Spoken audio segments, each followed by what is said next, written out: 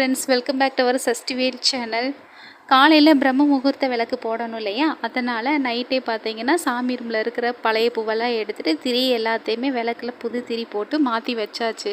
பழைய திரியிலே நம்ம தீபம் ஏற்றினோம் அப்படின்னு பார்த்தீங்கன்னா அந்த தீபம் வந்து நின்று எரியாது, கருப்பாக உருண்டையாக கொஞ்ச நேரத்துலேயே அந்த மாதிரி ஆயிரும். தீபம் வந்துட்டு ரெட்டையாகவே தெரியும். அது வந்து நம்மளோட மனசுக்கு ஒரு இதாக இருக்காது. அதனால் திரி வந்து டெய்லி அன்னன்னைக்கு மாற்றி நம்ம விளக்கு போடுறதா ரொம்பவே நல்லது. ரொம்ப நேரம் எரியவும் நல்லாயிருக்கும். அதுக்கப்புறமா நைட்டெல்லாம் இதெல்லாம் பண்ணி வச்சுட்டு பஞ்ச பாத்திரம் வந்து தீர்த்தத்துக்கு வந்துட்டு அதையும் எல்லாம் கழுவி எல்லாம் எடுத்து சந்தன குங்குமம்லாம் வச்சாச்சு. தீபத்தையும் நல்லா மண் சட்டி இதெல்லாம் தானே நம்ம பொறுத்துறோம், அதனால் அதையுமே நல்லா க்ளீன் பண்ணி மஞ்சள் குங்குமம்லாம் எடுத்து வச்சுட்டு திரியெல்லாம் எடுத்து திரித்து வச்சுட்டாச்சு.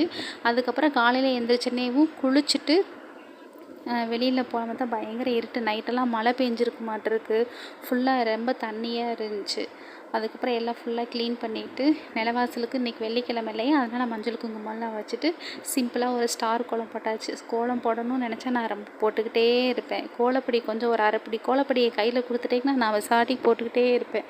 இன்றைக்கி அதுக்கெல்லாம் இல்லை, கோலம் வந்து சின்னதாகவே ஒரு சிம்பிளாக போட்டாச்சு. ஏன்னா டைம் ஆயிரும் அப்படின்னு சொல்லிட்டு பிரபஞ்சத்துக்கு 5 தீபமும் காட்டி பத்தி சுடம்லாம் காமிச்சிட்டு நம்மளுடைய வேண்டுதலை கோரிக்கையில் பிரபஞ்சத்துக்கிட்ட சொல்லிவிட்டு கோலத்து மேலே பிரபஞ்ச விளக்க வச்சாச்சு. பிரபஞ்சத்துக்கு நீங்கள் உங்களுடைய கையால் மேலே பார்த்து அண்ணாந்து பார்த்து சூடமோ தீபமோ ஒரு பத்தியோ உங்களுடைய கோரிக்கையை மனசில் வச்சுக்கிட்டு பிரபஞ்சத்துக்கிட்ட சொல்லுங்கள். உங்களுடைய மனசில் எவ்வளோ கஷ்ட கவலை இருந்தாலும் மனிதர்கள்கிட்ட சொல்கிறத விட பிரபஞ்சத்துக்கிட்ட சொல்கிறது தான் உண்மையானது, நேர்மையானதும் கூட.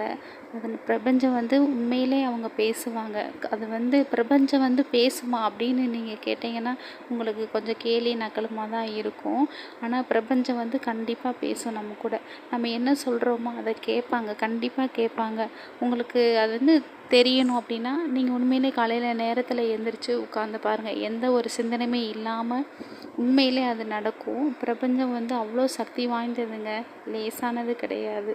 அவ்வளோ சூப்பராக அவ்வளோ பாசிட்டிவாக இருக்கும். அந்த பாசிட்டிவ் டைமிங்லாம் எது வரைக்கும் இருக்கும் பார்த்தீங்கன்னா குறைஞ்சது ஒரு 5:15 5:30 மணி வரைக்கும் தான் அந்த பிரபஞ்சம் உண்மையிலே நம்ம கூட பேசுகிறத நம்மளே உணர்ந்து கேட்கலாம். இதை வந்து ஒரு லாங் வீடியோவில் நான் வந்து சொல்கிறேன் என்னுடைய அனுபவத்தை.